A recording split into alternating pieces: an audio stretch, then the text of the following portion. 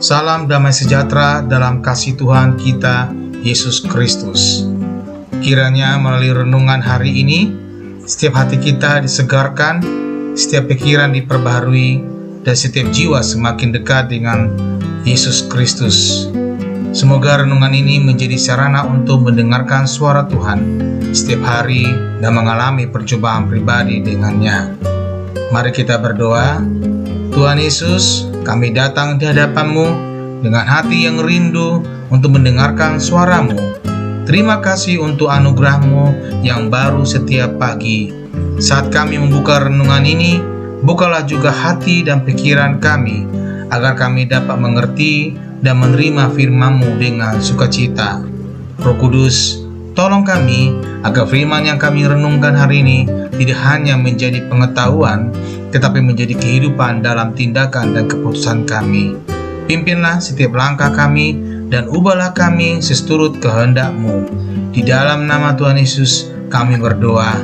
Amin.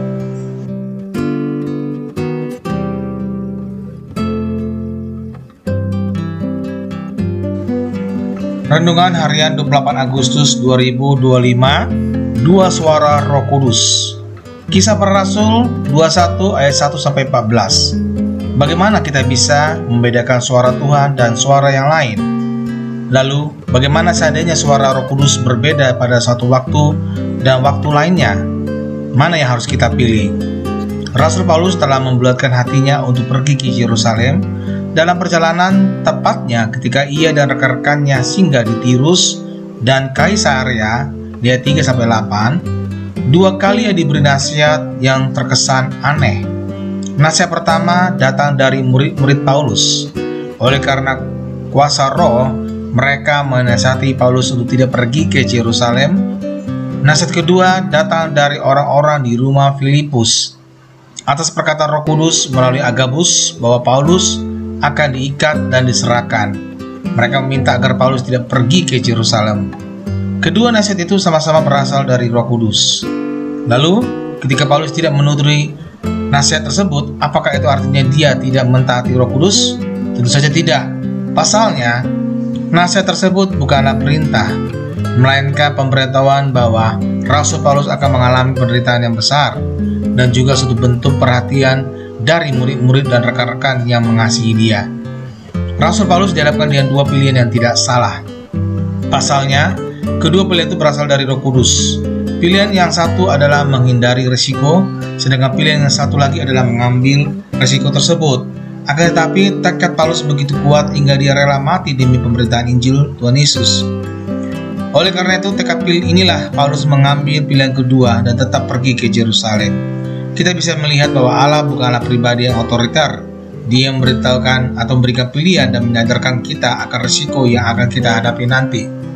Dalam kehidupan kita sebagai anak Tuhan, kadang-kadang kita diberi pilihan apakah kita mau tinggal dalam zona nyaman dan melayani Tuhan dengan seadanya, atau mengambil langkah lebih jauh dan menghadapi risiko demi pelayanan Tuhan yang lebih luas.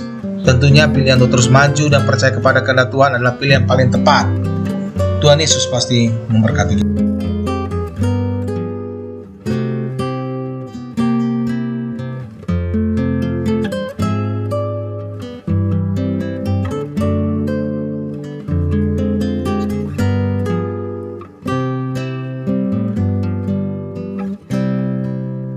Jika hari ini engkau belum pernah sungguh-sungguh membuka hati untuk menerima Yesus sebagai Tuhan dan Juru Selamat, ketahuilah bahwa Dia mengasihimu dengan kasih yang kekal.